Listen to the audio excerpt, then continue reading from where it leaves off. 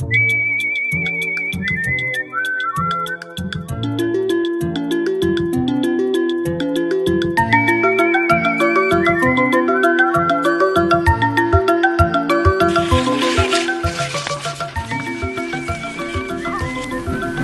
children happily play at one of the 8 child-friendly spaces in Kiryandongo refugee settlement camp, while others are excited about being in school.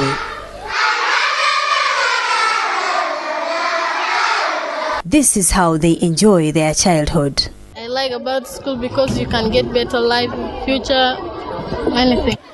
I like to become a doctor. Learn more about the health of the people. Children and adolescents make almost 65% of the refugees in Uganda as a result of conflict, disease outbreaks and displacement. The Kiryandongo refugee settlement has about 53,000 refugees and asylum seekers from the neighboring countries, in addition to those internally displaced. This big number of people puts pressure on the limited resources and hinders access and equal utilization of these resources among the refugees and the host community. In coordination with the Office of the Prime Minister and the United Nations High Commission, the United Nations Children's Fund, UNICEF, recognizes and addresses the urgent needs of newly displaced persons, including women, adolescents, and children. We had only one latrine of 3 stances, and it was a dilapidated latrine.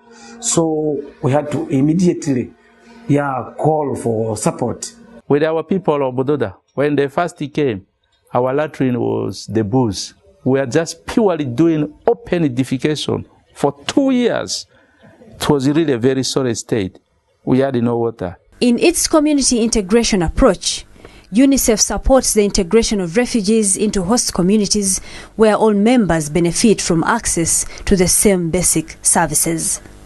The resettlement process has further seen the renovation and building of more classroom blocks, totaling 28 and fitted with water tanks, construction of offices and ventilated improved pit latrines, and supply of textbooks to Kanrom, Panyodoli Hills, Arnold and Bidong primary schools. What you are seeing today was not there. It was a dilapidated structure. Actually, it was a structure now for snakes. Not even a single latrine, not even a road. I want to say I'm right now very, very grateful to UNICEF, to DRC, to Window Trust Uganda for the intervention that they have put in. 89 bicycles were provided to each teacher from the 4 settlement schools to ease their movement between school and home. Their residences are in Weyale Town Council, away from the Kiryandongo settlement.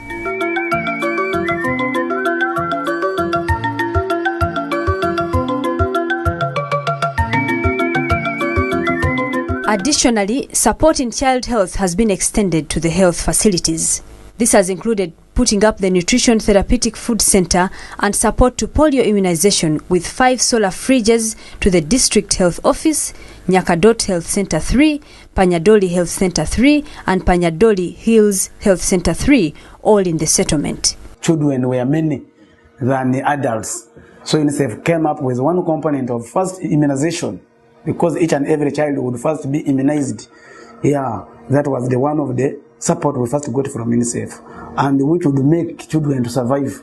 And they are still supporting, because even this exercise, which is ongoing around the city polio campaign, they also have a big hand inside there to ensure that each and every child below 5 years is immunized. Integrated management of acute malnutrition was successfully rolled out to treat severely malnourished children. The first thing they fought was at least to ensure that each and every refugee is reached, and the VHTs are trained to reach these homes with all the skills to identify malnourished children and refer those mothers with those cases for support from the health centers.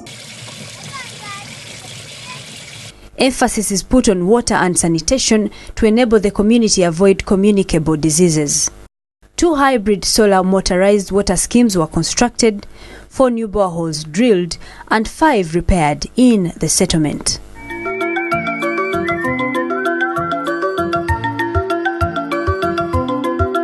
And we are actually praising and praying for them to get more funds and continue supporting us. You know, Kiryandongo as a district, it has short hands, it cannot reach everywhere, but with other supports, we can reach wherever we need to reach.